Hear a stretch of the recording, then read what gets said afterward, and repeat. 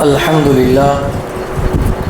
لله نحمده ونستعينه ونستغفره ونؤمن به ونتوكل عليه ونعوذ بالله من شرور أنفسنا ومن سيئات أعمالنا من يهده الله فلا مضل له ومن يضلله فلا هادي له وأشهد أن لا إله إلا الله وأشهد أن محمدًا عبده ورسوله أما بعد فإن خير الحديث كتاب الله وخير الهدي هدي محمد صلى الله عليه وسلم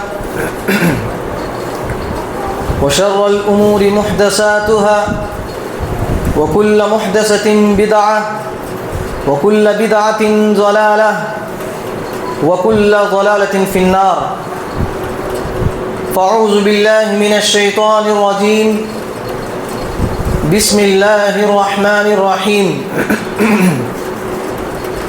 قاف والقرآن المجيد بل عجبوا أن جاءهم منذر منهم فقال الكافرون هذا شيء عجيب أإذا متنا وكنا ترابا ذلك رجع بعيد قد علمنا ما تنقص الأرض منهم وعندنا كتاب حفيظ بل كذبوا بالحق لما جاءهم فهم في أمر مريج أفلم ينظروا إلى السماء فوقهم كيف بنيناها وزيناها وما لها من فروج والأرض مددناها وألقينا فيها رواسي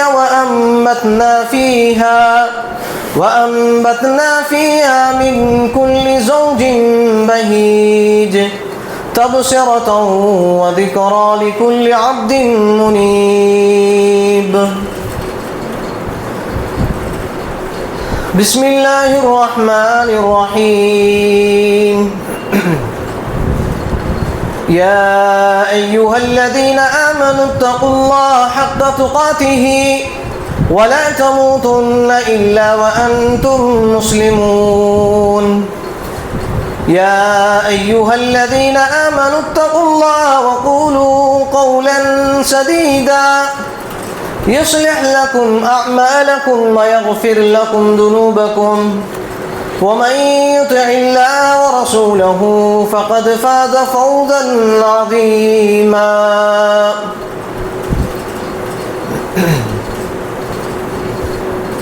يا أيها الناس اتقوا ربكم الذي خلقكم من نفس واحدة وخلق منها زوجها وبث منهما رجالا كثيرا ونساء واتقوا الله الذي تساءلون به والأرحام إن الله كان عليكم رقيبا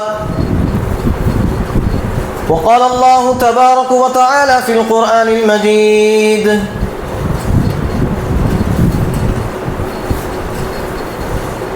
بسم الله الرحمن الرحيم إن عدة الشهور عند الله 12 شهرا في كتاب الله يوم خلق السماوات والأرض منها 4 حرم ذلك الدين القيم فلا تظلموا فيهن أنفسكم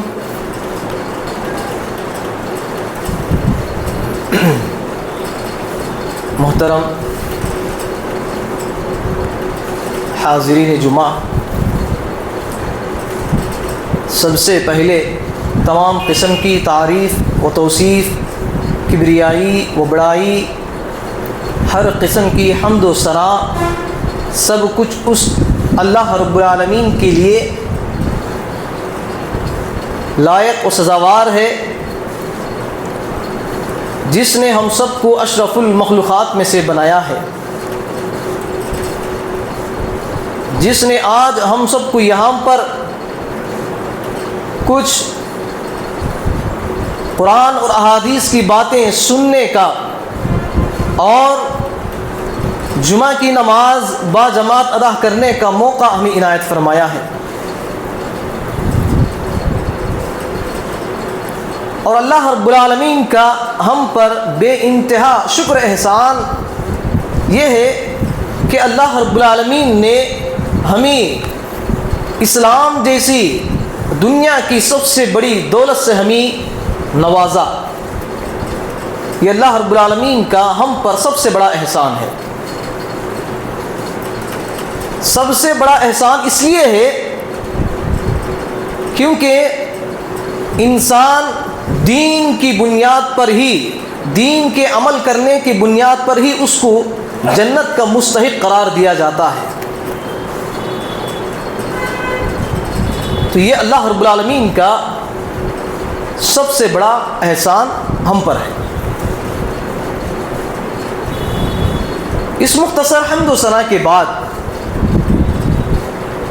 درود و کروڑ و سلام ہو تمام انبیاء علیہم الصلاۃ والسلام پر، خصوصاً میرے اور آپ کے آخری جناب محمد عربی صلی اللہ علیہ وسلم پر،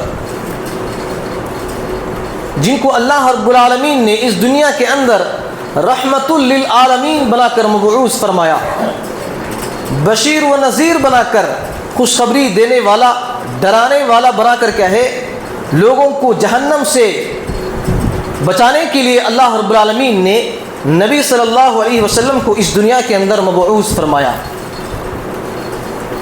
اور قیامت تک آنے والے تمام لوگوں کے لیے نبی صلی اللہ علیہ وسلم کی اتباع کرنا، ان کو فالو کرنا، ان کی پیروی کرنا لازمی قرار دیا گیا ہے۔ اور اسی طرح نبی صلی اللہ علیہ وسلم کی اتباع کرنا تمام لوگوں پر فرض ہے۔ میرے محترم بھائیوں، میں نے آپ لوگوں کے سامنے سورہ توبہ کی ایک آیت میں نے آپ لوگوں کے سامنے تلاوت کی، جو ماہ محرم کے تعلق سے وہ آیت میں نے آپ لوگوں کے سامنے پیش کی۔ دیکھیے، جس مہینے سے ہم گزر رہے ہیں وہ مہینہ ذی الحجہ کا مہینہ ہے، حج کا مہینہ ہے۔ ان قریب کیا ہے، ماہ محرم یعنی محرم کے مہینے میں ہم کیا ہے داخل ہوں گے۔ 2 دن بعد کیا ہے ماہ محرم کا مہینہ شروع ہونے والا ہے۔ تو اس مہینے کے تعلق سے اسلام ہمیں کیا پیغام دیتا ہے، اس ماہ محرم کے تعلق سے قرآن اور احادیث میں ہمیں کیا سبق ملتا ہے، ہمیں کیا سیکھنا چاہیے، اور کن چیزوں سے ہمیں دور رہنا چاہیے، کن چیزوں کو، کن اعمال کو ہمیں اپنانا چاہیے، انشاءاللہ قرآن اور احادیث کی روشنی میں آپ لوگوں کے سامنے چند باتیں رکھنے کی کوشش کروں گا۔ ضرورت اس بات کی ہے میرے بھائی کہ ہم ان باتوں کو کیا ہے غور و فکر کے ساتھ سننے کی کوشش کریں گے انشاءاللہ۔ تو دیکھیے میرے محترم بھائی، میں نے آپ لوگوں کے سامنے ماہ محرم کے تعلق سے ایک آیت تلاوت کی۔ سب سے پہلے ہمیں یہ جاننا ضروری ہے کہ محرم کا جو لفظی معنی ہے، لغوی معنی ہے، اگر ہم اس کو جاننے کی کوشش کریں گے تو پوری باتیں خود بخود کیا ہے ہمیں سمجھ میں آ جائیں گی۔ تو سب سے پہلے محرم کا لفظی معنی، لغوی معنی اگر ہم دیکھیں گے تو اس کا معنی ہے عظمت، ممنوع، حرمت والا، عظمت والا، یہ اس کا معنی ہے میرے بھائی۔ محرم کا معنی یہ لغوی معنی ہے۔ اب دیکھیں اللہ رب العالمین نے قرآن مجید کے اندر فرماتا ہے ان عدت الشہور عند اللہ 12 شہرا فی کتاب اللہ یوم خلق السماوات والارض، یقیناً ان عدت الشہور، اللہ رب العالمین کے نزدیک سال کے 12 مہینے کتاب اللہ کے اندر اللہ رب العالمین نے رکھے ہیں، اور یہ 12 مہینے یوم خلق السماوات والارض، جس دن اللہ رب العالمین نے آسمان اور زمین کو پیدا کیا، اسی وقت سے اللہ رب العالمین نے ان 12 مہینوں کو بھی اللہ رب العالمین نے مقرر کیا۔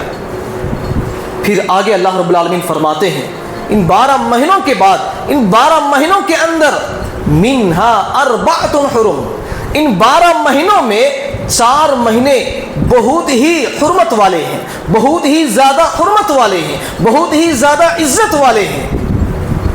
ذالک الدین القیم، یہی مضبوط دین ہے۔ فلا تظلموا فیہن انفسکم، تم ان 4 حرمت والے مہینوں میں اپنے جانوں پر کہے ظلم نہ کرو، اپنے نفسوں پر ظلم نہ کرو۔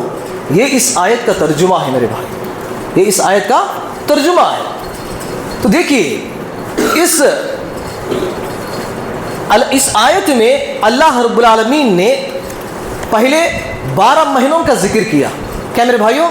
12 مہینوں کا ذکر کرنے کے بعد ان 12 مہینوں میں سب سے عزت والے مہینے، سب سے حرمت والے مہینوں کا ذکر کر کے اللہ رب العالمین نے ہمیں یہ بتایا کہ اس مہینے کے اندر آپ کیا ہے، اپنے جانوں پر ظلم نہیں کرنا چاہیے۔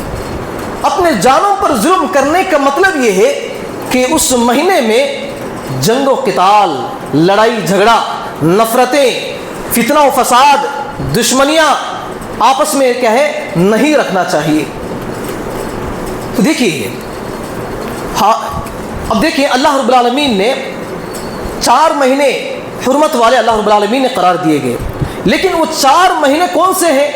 اگر ہم حدیث کی روشنی میں اگر ہم دیکھیں گے تو ہمیں معلوم ہوتا ہے کہ وہ 4 مہینے کیا ہے، اس میں سے 3 مہینے لگاتار ایک کے بعد ایک آتے ہیں، اور ایک مہینہ کیا ہے سال کے درمیان آتا ہے۔ ذی قعدہ، ذی الحجہ، ماہ محرم، یہ 3 کیا ہے ترتیب کے ساتھ آتے ہیں، اور آخری کا جو 4تھا مہینہ ہے وہ ہے سال کے درمیان آتا ہے، وہ مہینہ رجب کا مہینہ ہے۔ یہ 4 مہینے اللہ رب العالمین نے قرآن مجید کے اندر حرمت والے قرار دیا اللہ رب العالمین نے۔ کیا میرے بھائیوں، اب ہمیں یہ جاننا ضروری ہے کہ یہ تینوں مہینے اللہ رب العالمین نے ان تینوں مہینوں کو ترتیب کے ساتھ ذکر کیا، اور ایک مہینے کو اللہ رب العالمین نے سال کے درمیان ذکر کیا اللہ کے نبی صلی اللہ علیہ وسلم نے۔ تو اس کی کیا حکمت ہے؟ تو دیکھیے امام ابو قتادہ رحمۃ اللہ علیہ فرماتے ہیں کہ حج کا مہینہ جو ہے، اس سے پہلے جو مہینہ آتا ہے ذی قعدہ کا مہینہ، اس مہینے کے اندر لوگ جنگ و قتال سے، قتل و غارت گری سے، لڑائی جھگڑے سے، فتنہ و فساد سے بچتے تھے، دور رہتے تھے۔ اور اس مہینے کے بعد جو ذی الحجہ کا مہینہ آتا ہے، حج کا مہینہ آتا ہے، اس کے اندر خوب عبادتیں کیا کرتے تھے۔ کیا میرے بھائیوں؟ حج کیا کرتے تھے، حج کے اندر جتنے بھی ارکان ہیں وہ تمام کیا ہے مکمل طور پر ادا کیا کرتے تھے۔ اور اس کے بعد جو مہینہ آتا ہے ماہ محرم کا مہینہ، اس مہینے کو اللہ رب العالمین نے اس لیے حرمت والا قرار دیا گیا۔ امام ابو قتادہ رحمۃ اللہ علیہ اس کی ایک اہم وجہ بتاتے ہیں کہ حج کرنے کے بعد لوگ باسلامت، صحیح سلامت، آرام و سکون کے ساتھ کہے اپنے گھر واپس لوٹ جا سکیں۔ کیا میرے بھائیوں؟ اسی لیے اس مہینے کو بھی کہے حرمت والا اللہ رب العالمین نے قرار دیا گیا۔ اور اب باقی رہا ایک مہینہ جو رجب کا مہینہ ہے، وہ سال کے درمیان آتا ہے، تو اس کی بھی حکمت امام ابو قتادہ رحمۃ اللہ علیہ فرماتے ہیں کہ اس مہینے کے اندر عمرہ کرنے کا اللہ رب العالمین نے ہمیں مہلت دی ہے، مہلت اللہ رب العالمین نے دی ہے۔ تو اس مہینے میں کیا ہے انسان بآسانی کے ساتھ کیا ہے عمرہ کر سکتا ہے، بیت اللہ کی زیارت کر سکتا ہے، وہاں پر جا کر کیا ہے بہت ساری عبادتیں، بہت سارے اجر و ثواب کیا ہے وہ حاصل کر سکتا ہے۔ تو یہ حکمت امام قتادہ رحمۃ اللہ علیہ کیا ہے فرماتے ہیں۔ تو دیکھیے میرے محترم بھائیوں، اب اللہ رب العالمین نے فرمایا فلا تظلموا فیہن انفسکم، تم اپنے جانوں پر ظلم نہ کرو۔ کیا میرے بھائیوں؟ تم اپنے جانوں پر ظلم نہ کرو ان 4 مہینوں کے اندر۔ تو اس کا کیا مطلب ہے؟ اس کا مطلب یہ ہے کہ اللہ رب العالمین نے سورہ بقرہ کے اندر اللہ رب العالمین فرماتے ہیں یسألونک عن الشہر الحرام قتال فیہ قل قتال فیہ کبیر. دیکھیے اللہ رب العالمین فرماتے ہیں اس آیت میں، یعنی پہلے والی جو آیت ہے ظلم سے مراد کیا ہے؟ اللہ رب العالمین سورہ بقرہ کے اندر اللہ رب العالمین فرماتے ہیں اے نبی آپ سے لوگ کہے حرمت والے مہینے میں لڑائی کرنے کے بارے میں آپ سے سوال کرتے ہیں. یسألونک عن الشہر الحرام قتال فیہ، آپ سے حرمت والے مہینے کے سلسلے میں، لڑائی کے سلسلے میں آپ سے کہے سوال کرتے ہیں. قل اے نبی آپ ان لوگوں سے کہہ دیجئے قتال فیہ کبیر، کہ اس میں لڑائی جھگڑا کرنا، جنگ و جدال کرنا، آپس میں دشمنیاں پیدا کرنا، فتنہ و فساد کرنا، یہ سب سے بڑا گناہ ہے. تو دیکھیے اس ظلم سے مراد کیا ہے؟ یہاں پر لڑائی جھگڑا، آپس میں نفرتیں، آپس میں دشمنیاں کہے نہیں رکھنا چاہیے. یعنی اس مہینے کی حرمت کا لحاظ کرتے ہوئے ہمیں کہیں ان تمام گناہوں سے ہمیں دور رہنا چاہیے. یہ پیغام ہمیں اللہ رب العالمین کہے اس مہینے کے ذریعے سے ہمیں دیتا ہے. تو دیکھیے اور اسی طرح ظلم سے مراد امام حافظ ابن کثیر رحمۃ اللہ علیہ بیان کرتے ہیں کہ ظلم سے مراد یہ ہے کہ انسان جب اس مہینے کے اندر، پہلی بات کیا ہے؟ یہ حرمت والا مہینہ ہے. جب انسان کوئی گناہ کا کام کرتا ہے، بڑا گناہ کام کرتا ہے، تو وہ پہلے ہی سے کہے وہ گناہ بڑا ہے. لیکن اگر اس گناہ کو اس مہینے کے ماہ انچار حرمت والے جو مہینے ہیں اس مہینے کے اندر وہ شخص کہے اس گناہ کو کرتا ہے تو وہ گناہ اور زیادہ بڑا ہو جاتا ہے. وہ گناہ کیا ہو جاتا ہے؟ اور بڑا کہے ہو جاتا ہے. اسی مہینے میں اگر کوئی شخص نیک اعمال کرتا ہے، عمل صالح کرتا ہے، نیکیاں کرتا ہے، صدقہ و خیرات کرتا ہے، تو اس کا پہلے ہی سے کہے اس کا ثواب بہت زیادہ ہوتا ہے. لیکن حرمت والے مہینے میں عبادتیں کرنے کی وجہ سے اس کا اجر و ثواب بے انتہا اللہ رب العالمین کہے بڑھا دیتا ہے. یہ اس کی فضیلت ہے میرے بھائی، یہ ان مہینوں کی فضیلت ہے. ان مہینوں کی فضیلت کو ہمیں جاننا چاہیے. اکثر لوگ کیا ہے اس مہینے کو کیا ہے غلط اعمال میں، غلط عبادتوں میں صرف کرتے ہیں. دیکھیے اور اسی طرح امام قتادہ رحمۃ اللہ علیہ ایک یعنی اس آیت کے فلا تظلموا فیہن انفسکم، ظلم سے مراد امام قتادہ رحمۃ اللہ علیہ کہتے ہیں کہ جس طرح حرمت والے مہینے میں کوئی گناہ اگر کرتا ہے تو وہ دیگر مہینوں کے مقابلے میں وہ گناہ بڑھ جاتا ہے. دیگر مہینوں کے گناہ کے بارے میں وہ گناہ کیا ہے؟ حرمت والے مہینے میں ماہ محرم میں اگر کوئی شخص گناہ کا کام کرتا ہے تو وہ گناہ کیا ہے؟ بڑھ جاتا ہے. تو اسی طرح امام قتادہ رحمۃ اللہ علیہ فرماتے ہیں کہ جس طرح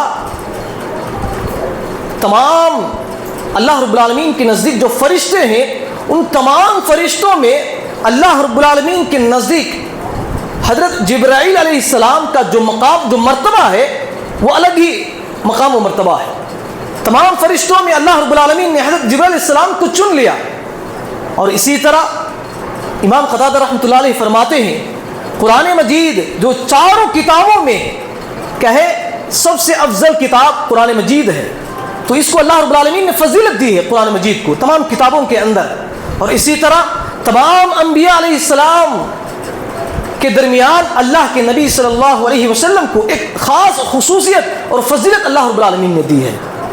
اور اسی طرح سال کے جو 12 مہینے ہیں، کیا میرے بھائیوں، سال کے جو 12 مہینے ہیں، 12 مہینوں کے اندر کہے ان مہینوں کے اندر خاص مہینے اللہ رب العالمین نے مقرر کیے اور اس خاص مہینوں کو اللہ رب العالمین نے فضیلت والا، حرمت والا قرار دیا گیا. جس طرح تمام کہے دنوں کے اندر سب سے افضل دن کہے ماہ ذی الحجہ کے ایام ہیں، کیا میرے بھائیوں. اور اسی طرح تمام راتوں میں سب سے افضل رات لیلۃ القدر والی رات ہے. جس طرح یعنی الگ الگ اللہ رب العالمین نے فضیلتیں کہے رکھی ہیں. تو اسی طرح کہے سال کے جو 12 مہینے ہیں ان 12 مہینوں کے اندر بھی کیا ہے 4 مہینے حرمت والے ہیں. ان حرمت والے مہینوں میں سے ایک مہینہ ماہ محرم کا مہینہ ہے میرے بھائی.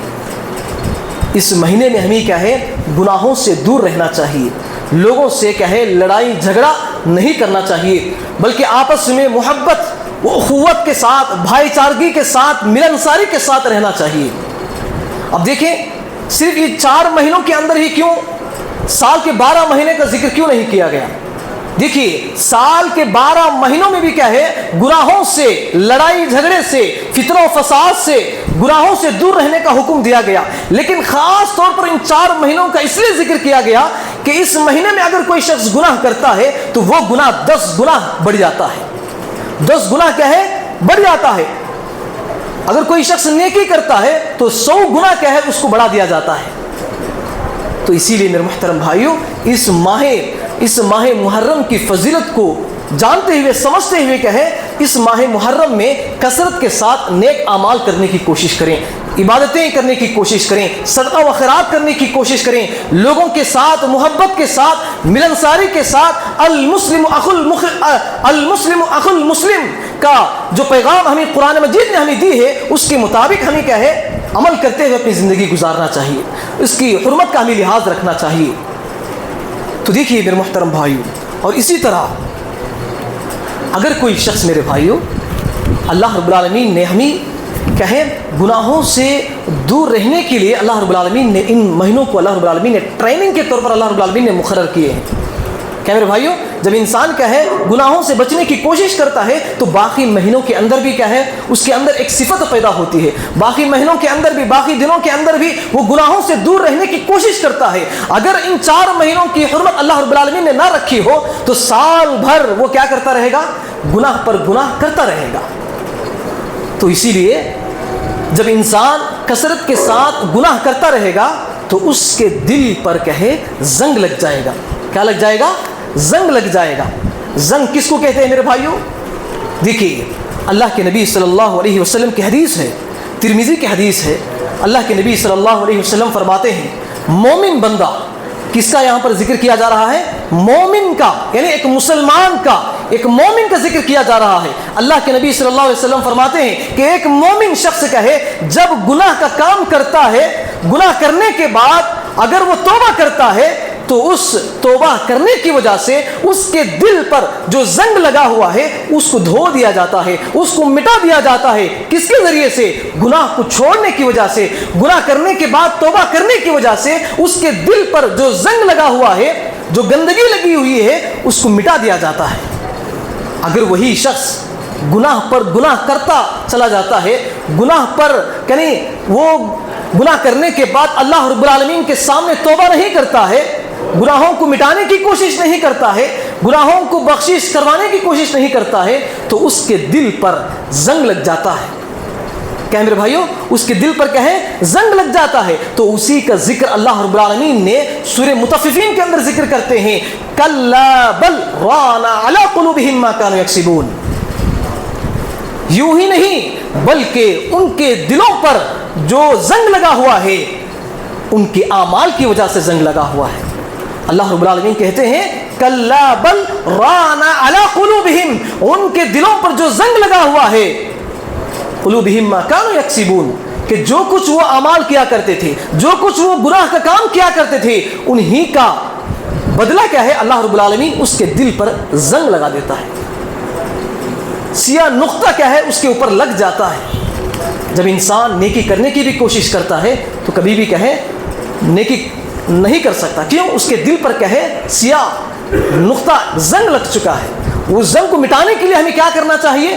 گناہوں سے دور رہنا چاہیے, اللہ رب العالمین سے ہمیشہ توبہ استغفار کرتے رہنا چاہیے. تو یہ میرے بھائیوں ماہ محرم کی جو فضیلت ہے, اہمیت ہے, ان تمام آیات اور احادیث کے ذریعے سے ہمیں معلوم ہوتی ہے میرے بھائیوں. تو اب دیکھیں میرے بھائیوں, تو ان ماہ محرم کے اندر ہمیں کن اعمال کو ہمیں انجام دینا چاہیے, کن اعمال کو ہمیں اپنانا چاہیے, اس کا بھی ذکر کیا ہے. اللہ کے نبی صلی اللہ علیہ وسلم فرماتے ہیں افضل الصیام بعد رمضان شہر اللہ المحرم وافضل الصلاة بعد الفریضہ صلاۃ اللیل, رواہ مسلم. مسلم کے اندر یہ حدیث موجود ہے. اللہ کے نبی صلی اللہ علیہ وسلم فرماتے ہیں کہ افضل الصیام بعد رمضان، رمضان کے بعد افضل روزے، رمضان کے مہینے کے اندر جو روزے ہم رکھتے ہیں، دن پورا کہے پیاس اور بھوک سے ہم کہے روزہ رکھتے ہیں، تو یہ رمضان کے بعد سب سے افضل روزے اگر کوئی ہے تو وہ ماہ محرم کے روزے ہیں. کیا میرے بھائیوں؟ ماہ محرم کے روزے ہیں. پھر آگے اللہ کے نبی صلی اللہ علیہ وسلم فرمایا وَأَفْضَلُ الصَّلَاةِ بَعْدَ الْفَرِيضَةِ، فرض نماز کے بعد سب سے افضل نماز اگر کوئی ہے صلاۃ اللیل، رات والی نماز ہے. یعنی جب پوری دنیا کے لوگ سوئے ہوئے رہتے ہیں، ایسے وقت میں جب آپ اٹھ کر کھڑے ہو کر کہے نماز پڑھتے ہیں، قیام اللیل کا اہتمام کرتے ہیں، تو یہ نماز کہے سب نمازوں میں سب سے افضل نماز ہے. فرض نمازوں کے بعد جو 5 وقت کی ہم نماز پڑھتے ہیں یہ سب سے افضل نماز ہے. لیکن ان افضل کہے اس فریضے کے بعد سب سے افضل نماز اگر کوئی ہے تو وہ ہے رات کی نماز ہے میرے بھائی. تو اس حدیث کے ذریعے سے بھی جو بات ہمیں معلوم ہوتی ہے میرے بھائیوں، اس ماہ محرم کا مہینہ جو عنقریب آنے والا ہے، اس ماہ محرم کے اندر ہم داخل ہونے والے ہیں، تو اس ماہ محرم کے اندر جن اعمال کو ہمیں اپنانا چاہیے اس میں سب سے پہلا عمل ہمیں جنگ و جدال سے، لڑائی جھگڑے سے، آپس میں نفرتیں کرنے سے، آپس میں فتنہ و فساد سے ہمیں دور رہنا چاہیے. دوسرا عمل ہمیں جو انجام دینا ہے وہ ہے روزے کا ہمیں اہتمام کرنا چاہیے. روزے کا ہمیں اہتمام کرنا چاہیے. تو دیکھیے اللہ کے نبی صلی اللہ علیہ وسلم اس ماہ محرم کے اندر، مکہ کے اندر جب اللہ کے نبی صلی اللہ علیہ وسلم تھے تو ماہ محرم کے 10ویں تاریخ کو، ماہ محرم کے 10ویں تاریخ کو اللہ کے نبی صلی اللہ علیہ وسلم روزہ رکھا کرتے تھے، روزہ رکھا کرتے تھے. جب اللہ کے نبی صلی اللہ علیہ وسلم مکہ سے ہجرت کر کے مدینہ کو چلے گئے تو وہاں پر جب اللہ کے نبی صلی اللہ علیہ وسلم نے وہاں کے یہودیوں کو دیکھا تو یہودیوں میں سے کہے چند یہودی کہے وہاں پر روزہ رکھے ہوئے تھے، اسی دن محرم کے 10ویں دن ہی کہیں روزہ رکھے ہوئے تھے. تو اللہ کے نبی صلی اللہ علیہ وسلم نے ان سے پوچھا کہ تم اس دن روزہ کیوں رکھتے ہو، اس کی وجہ کیا ہے؟ تو انہوں نے بتایا کہ ہم اس لیے یہ یعنی ماہ محرم کے 10ویں تاریخ کو ہم اس لیے روزہ رکھتے ہیں کہ یہ ایک عظیم دن ہے، مبارک دن ہے، اس لیے کہ اسی دن اللہ رب العالمین نے حضرت موسیٰ علیہ السلام اور موسیٰ علیہ السلام ان کی قوم کو اللہ رب العالمین نے نجات دی، اور فرعون اس کی قوم کو اللہ رب العالمین نے اسی دن کہے پانی میں، سمندر میں انہیں کہے غرق کر دیا، ہلاک کر دیا. اس کے شکرانے کے طور پر، اس کی خوشی کے طور پر حضرت موسیٰ علیہ السلام نے کہے وہاں پر روزہ رکھے ہوئے تھے، تو اسی کی خوشی میں، اسی کے شکرانے کے طور پر کہے آج ہم بھی روزہ رکھتے ہیں. تو اللہ کے نبی صلی اللہ علیہ وسلم نے صحابہ کرام سے مخاطب ہو کر کہا اے صحابہ تم بھی کہے اس ماہ محرم کی 10ویں تاریخ کو کہے روزہ رکھو. اور یہاں پر اللہ کے نبی صلی اللہ علیہ وسلم نے یہودیوں کی مخالفت کرتے ہوئے اللہ کے نبی صلی اللہ علیہ وسلم یہ بھی بتاتے ہیں کہ تم 9-10 کو روزہ رکھو یا 10-11 کو کہے تم روزہ رکھو، اس لیے کہ اگر تم 10ویں تاریخ ہی کو اگر تم روزہ رکھتے ہو تو یہ یہودیوں کی مشابہت ہوتی ہے. اس لیے کہ اللہ کے نبی صلی اللہ علیہ وسلم کی ایک دوسری حدیث ہے من تشبہ بقوم فہو منہم، جس نے کسی قوم کی مشابہت اختیار کرتا ہے، جس نے کسی قوم کی طور طریقے کو اپناتا ہے تو وہ شخص اسی قوم سے جڑ جاتا ہے، وہ شخص اسی قوم میں چلا جاتا ہے. تو اس حدیث کا لحاظ کرتے ہوئے اللہ کے نبی صلی اللہ علیہ وسلم نے 9-10 کو یا 10-11 کو کیا ہے اللہ کے نبی صلی اللہ علیہ وسلم نے روزہ رکھنے کا ہمیں حکم دیا ہے میرے بھائی. اور اسی طرح میرے محترم بھائیوں، اس ماہ محرم کی جو 10ویں تاریخ کو ہم جو روزہ رکھتے ہیں میرے بھائیوں، اس کی فضیلت کیا ہے، روزے رکھنے سے کیا فائدہ ہمیں حاصل ہوتے ہیں، اس کا بھی ذکر کیا ہے حدیث کے اندر موجود ہے. مسلم شریف کی حدیث ہے، ابو قتادہ رضی اللہ عنہ اس حدیث کے راوی ہیں، وہ فرماتے ہیں کہ اللہ کے نبی صلی اللہ علیہ وسلم سے پوچھا گیا اللہ کے نبی صلی اللہ علیہ وسلم ماہ محرم کی 10ویں تاریخ کو روزہ رکھنے کی فضیلت کیا ہے؟ تو اللہ کے نبی صلی اللہ علیہ وسلم نے فرمایا یکفر السنہ الماضیہ. کیا فرمایا اللہ کے نبی صلی اللہ علیہ وسلم نے کہ تمہارے گزشتہ 1 سال کے گناہ آپ کے اللہ رب العالمین معاف کر دیں گے، گناہ بخش دیں گے۔ تو دیکھیے میرے محترم بھائیوں، کتنی بڑی فضیلت ہے۔ ہمارے گناہوں کو صرف 1 روزے 2 روزوں کے بدلے میں اللہ رب العالمین کہے ہمیں 1 سال کے پچھلے تمام گناہوں کو، جو صغیرہ گناہ ہیں ان گناہوں کو اللہ رب العالمین معاف کر دیتے ہیں۔ نیکیاں ہم بہت مشکل سے کرتے ہیں، عبادتیں ہم بہت مشکل سے ہم کہیں عبادتیں کرتے ہیں، گناہ تو ہم کہیں اس کا حساب نہیں۔ تو دیکھیے اس ماہ محرم کے اندر کیا ہے میرے بھائیوں، صرف یہی اعمال ہمیں انجام دینا چاہیے۔ لیکن اگر ہم معاشرے کے اندر دیکھیں گے، سوسائٹی کے اندر ہم دیکھیں گے، تو آج اس محرم کی جو فضیلت ہے، اس فضیلت کو کہے نہ سمجھتے ہوئے، اس فضیلت اس ماہ محرم کے اندر جو اعمال، جو عبادتیں ہمیں کرنا چاہیے، ان تمام عبادتوں کو، ان نیکیوں کو، ان اعمال کو چھوڑ کر کیا ہے، ایسے اعمال لوگ آج مسلمان انجام دے رہے ہیں جو نہ دین سے جڑا ہوا ہے، نہ قرآن سے جڑا ہوا ہے، نہ نبی صلی اللہ علیہ وسلم کی سے جڑا ہوا ہے، نہ حدیث سے جڑا ہوا ہے۔